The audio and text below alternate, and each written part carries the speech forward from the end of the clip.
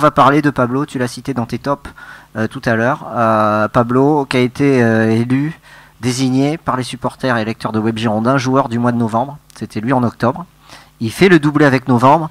Il récolte une grosse majorité. Alors, il y a eu plusieurs milliers de votes. Il en récolte quasiment 2000 votes. Voilà. Est-ce que ça vous surprend une réaction là-dessus Il vole, hein. Il vole en ce moment. Honnêtement, quand on le voit jouer, il apporte quelque chose d'assez incroyable. Et d'ailleurs, avec Koundé, ils sont très complémentaires à ce niveau-là. Ce sont deux joueurs qui sont extrêmement sereins défensivement, peut-être trop parfois Koundé parce qu'il tente des relances qui ratent, etc. Mais Pablo, justement, il est jamais vraiment dans les fioritures, il cherche jamais vraiment le dribble. Enfin, des fois, il fait des sombreros, etc. Si, c'est vrai, mais il est réussi, donc ça passe. Mais non, il est très, très serein, il apporte énormément de calme à son équipe, je trouve. Hein. Et dans les airs, il est impeccable, il est toujours très bien placé, il a ce sens du placement ce qui est très important pour les défenseurs centraux. Il n'est pas forcément très rapide, mais il anticipe souvent et donc du coup il passe souvent devant ses attaquants. Il est vraiment énorme.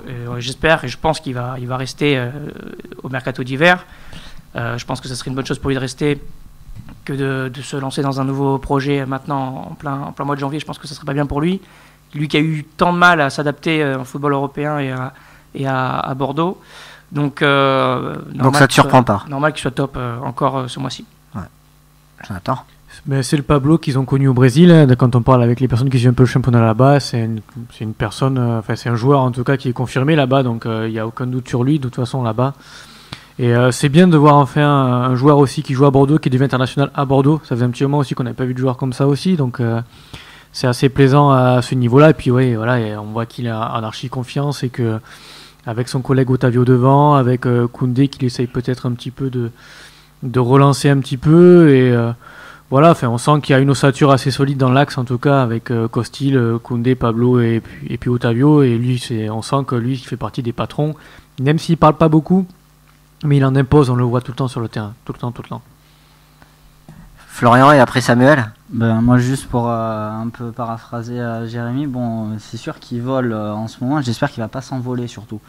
Parce que honnêtement, il y a 2-3 clubs, moi vraiment en toute objectivité, je le verrais bien, notamment partir pourquoi pas en Espagne où justement on a appris que le Barça le suivait. Bon après c'est un des joueurs qui suivent, mais je pense que ça peut être intéressant pour lui aussi.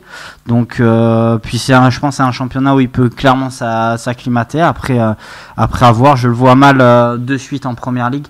Parce que je pense que le fossé entre quand même la Ligue 1 et la Première Ligue, notamment sur la notion physique, je pense qu'il aura un peu quelques difficultés. Limite, est-ce qu'il irait pas sur le banc comme certains de ses prédécesseurs. Donc voilà. Donc moi j'espère juste qu'il partira pas. Après, concernant son niveau de jeu, il élève de plus en plus. Il est quand même assez serein sur ses prestations. Et ensuite, je trouve qu'il apporte à Koundé comme Koundé aussi lui apporte dans son jeu, parce que c'est deux profils différents. C'est pour ça que c'est aussi bien complémentaire. Et voilà, donc lui est moins à la relance que Koundé. C'est pour ça que de temps en temps on tape un peu sur Koundé, mais je pense que il tente des choses, par exemple, que Pablo ne va pas faire. Lui, Pablo va être plus dans le duel physique, aller chercher des ballons, notamment dans les duels aériens, que Koundé va essayer de gratter et va tenter de faire des relances assez longues avec des longues transversales. Pablo peut le faire, mais le fait beaucoup moins. Ouais, il en fait des très jolis aussi, hein, Pablo. Des transversales où souvent il trouve le décalage un peu de l'autre côté. Mais c'est vrai que Koundé prend plus de risques dans la relance que Pablo, c'est vrai. Samuel, Pablo, tu le vends à combien là cet hiver, s'il y a une offre? Je le vends pas, moi. Mais je pense pas que attends, tu voulais le vendre? Attends, cet été tu voulais le vendre? Mais justement, mais j'ai été. Ah, mais faut savoir. Il a fait sa mea culpa sur Twitter, faut savoir. J'ai pas vu. Ce qui est bien, c'est quand j'ai fait mon flop sur Koundé, tout est lié, parce que pour moi la saison dernière c'est Koundé qui fait une très très grosse demi de saison, et Pablo est surprenant. Mais pour moi, on avait vu Pablo à l'œuvre. C'est un joueur qui joue au Brésil, un championnat, il faut le dire. Désolé s'il y a des fans du Brésil qui nous écoutent, mais au pire j'aurai mon avocat Dominique Bailif. C'est un championnat qui est inférieur aux 5 grands championnats européens, mais de très loin. Et donc Pablo, pour moi, j'avais la sensation qu'il avait fait une bonne demi-saison, mais qu'à 12 millions, il se vendait tout de suite. Parce que c'était un mec, 6 mois plus tard, on pouvait même pas le vendre à 500 000. Donc pour moi, à 12 millions, il se vendait tout de suite. Bordeaux a fait le choix, il y avait en plus Diego Reyes qui voulait arriver, qui est un très très bon défenseur mexicain. Bordeaux a fait le choix de le garder. Aujourd'hui, on est tous obligés de constater que Pablo est un des meilleurs défenseurs de Ligue 1, qu'il est international brésilien, et que surtout, il est excellent sur le terrain, et que sans lui, Bordeaux, et qu'il est aujourd'hui, je crois que c'est Jonathan qui parlait de l'axe fort Bordeaux, Costil, Koundé, Pablo, Otavio. Alors pour le jeu, c'est pas génial que ton axe fort ce soit 4 joueurs à vocation défensive, mais pour la protection, quand t'as au moins 3 de ces 4, je dirais pas c'est qui le quatrième, mais quand t'as au moins 3 de ces 4, c'est costaud. Et lui, c'est un patron, Pablo. C'est pour moi aujourd'hui, si vraiment devait y avoir un joueur de champ qui mériterait le brassard de capitaine, c'est lui. Donc voilà, moi total mea culpa sur lui. Et moi, franchement, cet hiver, en dessous de 50-60, je le vends pas. 50-60. 50-60, Bon, je le vends pas. Après, s'il y a... Alors là, ils se tiennent la tête, là, en C'est pas studio. bipolaire, Samuel, quand même. Qu'est-ce que t'as dit, Jonathan? Qu'est-ce que t'as dit, Jonathan? Non, j'ai dit, il serait pas bipolaire un peu, Samuel, quand même, parce que passer de 500 000 à 60 millions, il y a un moment donné. Ah ben, tu sais, le foot, ça va vite, hein, regarde. Et Anthony Martial, il a été vendu 80 millions, alors que 6 mois avant, il valait pas un caillou, hein. Donc, le foot, ça va vite. C'est pas faux. Mais Non, oui, non, moi, non. aujourd'hui, je pense que, en fait, le foot, maintenant, c'est, en plus, les enchères, elles sont simples, c'est une question de CV. Effectivement, il y a un an, quand il arrive à Bordeaux, donc là, enfin, même pas en janvier, quand il arrive à Bordeaux, il est joueur qui sort de deux prêts, qui joue au Brésil. Donc voilà, sa valeur marchande, elle est entre 500 000 et 5 millions maximum. C'était, elle est à 12. Et puis après, aujourd'hui, tu as un joueur qui est titulaire dans une équipe qui a fait la Coupe d'Europe, qui a joué et qui est maintenant installé dans le groupe du Brésil. Bah, c'est con, mais en première ligue, première ligue, vu qu'il parle pas en millions d'euros, mais en dizaines de millions d'euros, bah déjà, ces deux critères-là, tu rajoutes à peu près 30-40 millions.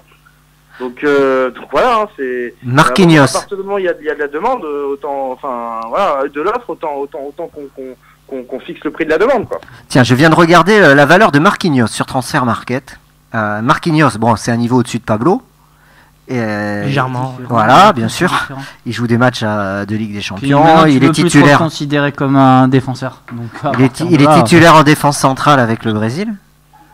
Oui, Ouais. c'est Milieu de vrai. terrain. Et il est évalué à 60 millions d'euros. Alors bon, c'est une évaluation. Hein. Ouais, mais en plus, Nico, regarde l'an dernier, Van Dijk qui a été vendu à 84 millions, acheté à 84 millions par Liverpool. Il jouait à Southampton, le mec. Ouais.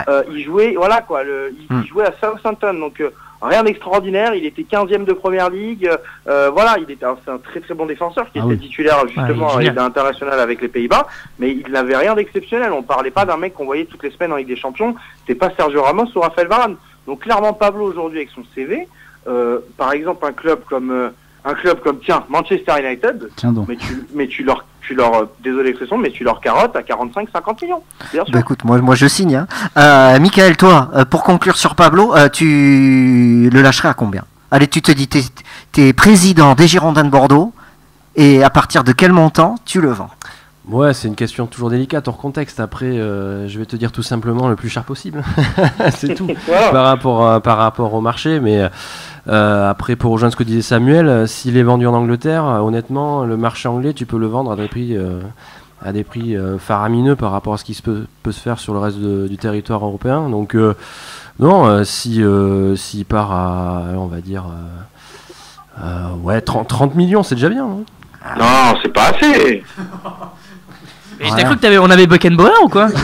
Mais non, mais vous voyez un peu les prix, les marchés anglais, les prix. Bon, on verra. Hein. Benjamin Mendy, il a été vendu 65 millions. Il était même pas international. Non, mais ils ont un problème avec les latéraux en Angleterre aussi. Ouais, Bon. mais même. Mais Benjamin Mendy, il est parti à 22 ans, il est pas parti à 28 ans. Surpaye les joueurs. Pourquoi nous on tenterait pas notre chance? Si c'est Non. pour faire comme Malcolm et le vendre au rabais, tu continueras à avoir la même gestion qu'M6. Mais nous, on joue pas la Ligue des Champions, on a que la Ligue des Champions.